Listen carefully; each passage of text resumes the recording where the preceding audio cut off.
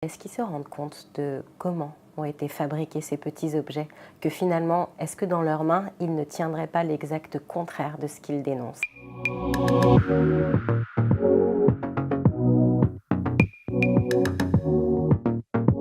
Pour créer mes personnages, je me suis inspirée essentiellement de personnes que je connais ou que j'avais rencontrées au cours de ma vie, ou bien dans mon expérience de militante féministe.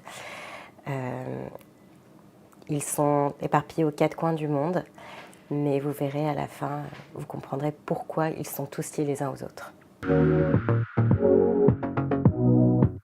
Je vais essayer de ne pas complètement dévoiler l'intrigue de ce roman parce qu'évidemment il y a un secret qui relie tous les personnages.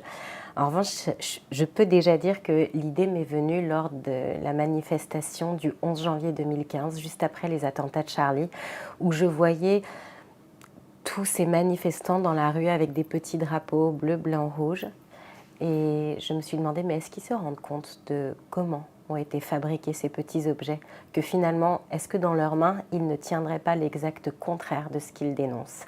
Et c'est comme ça que cette idée m'est venue, donc de bleu, de blanc, de rouge. Il s'agit des couleurs du drapeau français. Et d'étoiles, bien, il s'agit de notre humanité, on vient tous des étoiles. Il s'agit aussi des étoiles de nos religions, la Magen David, l'étoile qui est reliée au croissant dans l'islam, et l'étoile du berger vers lesquelles les chrétiens tentent de se diriger.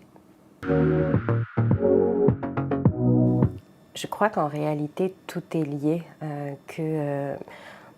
depuis les attentats de Charlie, le terrorisme a touché la France. La France est le pays le plus visé par le terrorisme islamiste, mais il n'y a pas que ça.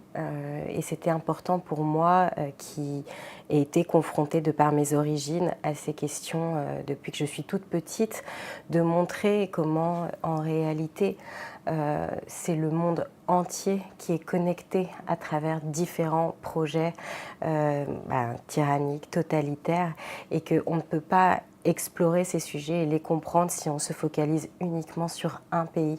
Il faut voir le projet dans sa globalité et l'impact surtout dans sa globalité, et encore une fois le voir à hauteur d'humain et pas d'idéologie. J'ai essayé de raconter des vies et pas d'exposer des idées. Et pour moi, c'est ça le plus important. On ne peut pas juger un pays, on ne peut pas juger une idéologie. En revanche, on peut essayer de comprendre et de s'identifier à des personnes qui sont face à des dilemmes qui les dépassent, face à des choix qui en réalité n'en sont pas vraiment, parce qu'il y a la mort en jeu, parce qu'il y a la fuite, l'exil en jeu, et du coup la séparation avec les familles, qu'il y a la foi, qu'il y a la croyance et qu'il y a la violence contre laquelle on se doit de résister. Voilà, je pense que c'est très facile de juger des gouvernements, de juger des idées. En revanche, se mettre à la place de l'autre, c'est beaucoup plus délicat, et c'est vers là qu'il faut aller pour comprendre. Dans 125 et des milliers, je suis allée à la rencontre de familles qui avaient perdu une proche d'un féminicide. Là, j'ai essayé de démontrer à l'international comment les femmes sont utilisées comme armes de guerre, comment elles sont les premières impactées par les guerres, par le terrorisme, comment finalement elles payent un énorme tribut de la part de décisions gouvernementales et d'hommes qui les détestent pour ce qu'elles sont.